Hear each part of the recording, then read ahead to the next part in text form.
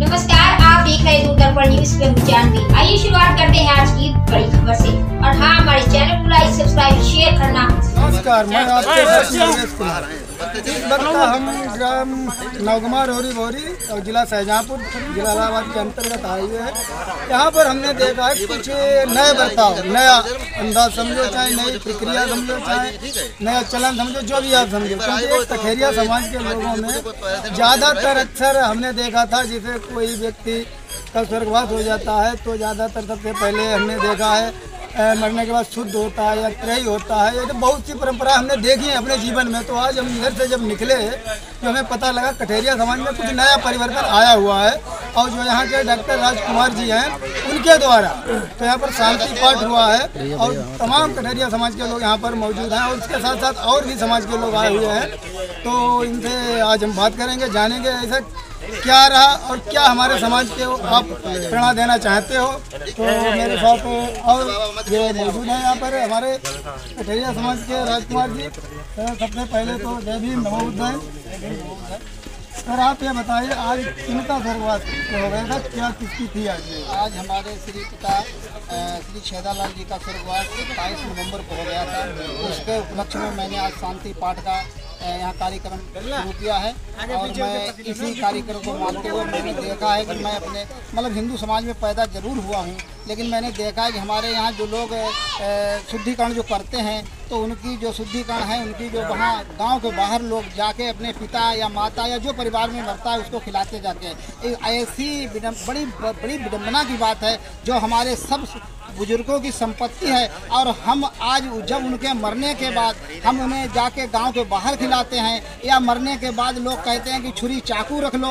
अरे बड़ी विडम्बना की बात है, क्यों छुरी चाकू रख लो? वो हमारे थे, हमारे रहेंगे। और हम जितना ही पुण्य कार्य, अगर हमारे उन्हें बालों की ज़रूरत है तो हम उन्हें खून भी दे सकते हैं, खाल भी दे सकते हैं, फिर भी हम उनका उद्धार नहीं कर पाएंगे। इसी बीच मैं जो कुछ मैंने किया उनकी आत्मा को शांति के लिए किया। और मैंने शमशान घाट पर भी सभी हमारे साथ में बहुत लोग थे। मैंने कहा, भाइयों, मेरी हाथ जोड़कर सबसे प्रार्थना है, आप सब लोग हमारे पिताजी की शांति के लिए आप सभी लोग सांत्वना दें कि उनकी आत्मा को शांति मिले। और आपको सभी लोगों का आभार व्यक्त करते हुए जय भीम, जय भारत, जय सम्मिलन। और इसी के साथ हमारे साथ भंते जी यहाँ पर हैं और इनसे जानेंगे क्या है इसकी प्रक्रिया, क्या ये करते हैं। भंते जी, सबसे पहले गुरु जी अभी हैं भाई। सर, शुभ नाम आपका क्या है? पहले आप अपना परिचय बताएं। नरेंद्र पाल सिंह, अध्यापक हूँ बेसिक शिक्षा परिषद में भी और वर्तमान में प्रधान अध्यापक जूनियर हाई स्कूल मालूम ब्लॉक जलालाबाद।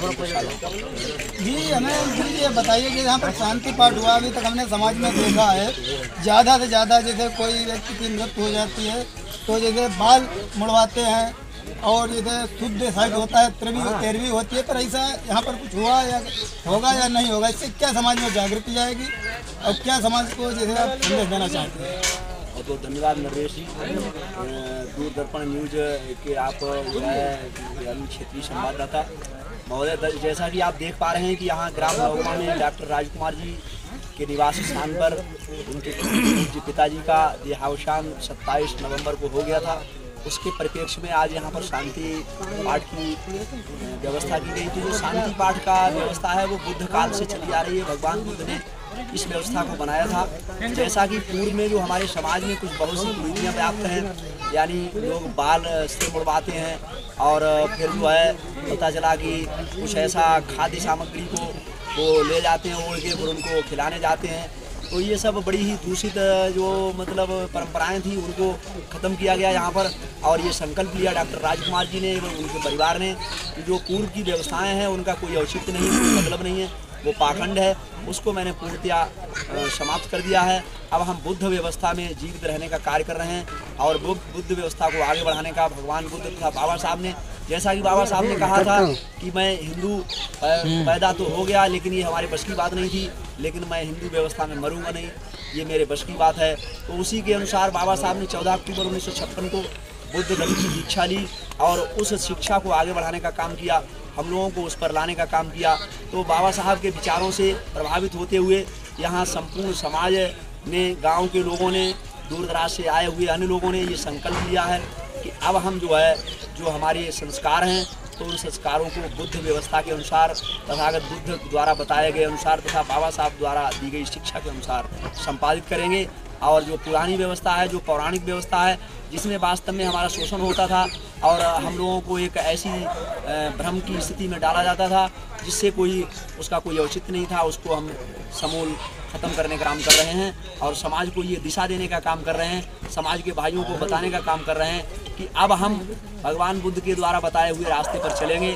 और उसमें क्या है, जैसे कोई भी प्राणी जब जाता है तो तथागत बुद्ध बताते हैं कि भाई जन्म और मृत्यु जो है ये स्वाभाविक है, ये प्राकृतिक है, ये नेचुरल है, इसको कोई रोक नहीं सकता है। तो कोई भी व्यक्ति अगर मृत्यु को प्राप्त हो जाता है तो अनिच्चा व संखारा का पाठ करते हुए यहाँ पर हमारे बौद्ध भिक्षु जो धम्म अनुयायी, जो हमारे धम्म गुरु हैं, तो वो आए और उन्होंने यहाँ पर लोगों को धम्म देशना दी कि भाई जो हमारे बीच में हमारे पिताजी नहीं रहे हैं, जो चले गए हैं वास्तव में शरीर छोड़कर, तो उन्होंने जो कार्य किए हैं, उन्होंने जो भलाई के कार्य किए हैं, उन्होंने जो कल्याण के कार्य किए हैं, तो उनके द्वारा किए गए कल्याण के कार्यों से उनको शांति प्राप्त हो, उनको सुख प्राप्त हो।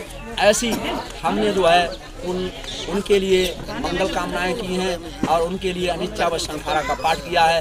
तो हम ऐसा सोचते हैं, ऐसा मानते भी हैं। जैसा कि धर्मगुरु हमारे बीच में बनते जी हैं, उन्होंने बताया कि अब हम जो है संस्कार, जो हमारी व्यवस्था है बुद्ध काल से चली आ रही है, उस व्यवस्था के अनुसार करेंगे और पुरानी व्यवस्था को छोड़ने का काम करेंगे। क्योंकि पुरानी व्यवस्था ने हमको जो है कुछ ऐसी चीज़ उसमें डाला जिससे हम जो है रास्ता भटक गए और भटकने के बाद हमारा अहित हो गया और हम जो है तमाम चीज़ों से वंचित रहे। क्योंकि पहले व्यवस्था ऐसी थी कि भाई हम जिस वर्ग में पैदा हुए हैं उस वर्ग को शिक्षा से वंचित रखा गया। तो बाबा साहब अम्बेडकर ऐसे एक मसीहा बनकर आए जिन्होंने हमारे लिए शिक्षा के दरवाजे खोले और हमें संविधान देकर, संविधान में अधिकार देकर हमें आज शिक्षित बनाने का काम किया। तो ऐसे बाबा साहब को मैं नमन होता हूँ, कोटि कोटि प्रणाम करता हूँ। तथागत बुद्ध ने एक रास्ता दिखाया। उन्होंने कहा कि अब दीपो भव, अपना दीपक स्वयं बनो। कोई आपका कल्याण नहीं कर सकता है, आप अपना कल्याण स्वयं कर सकते हैं।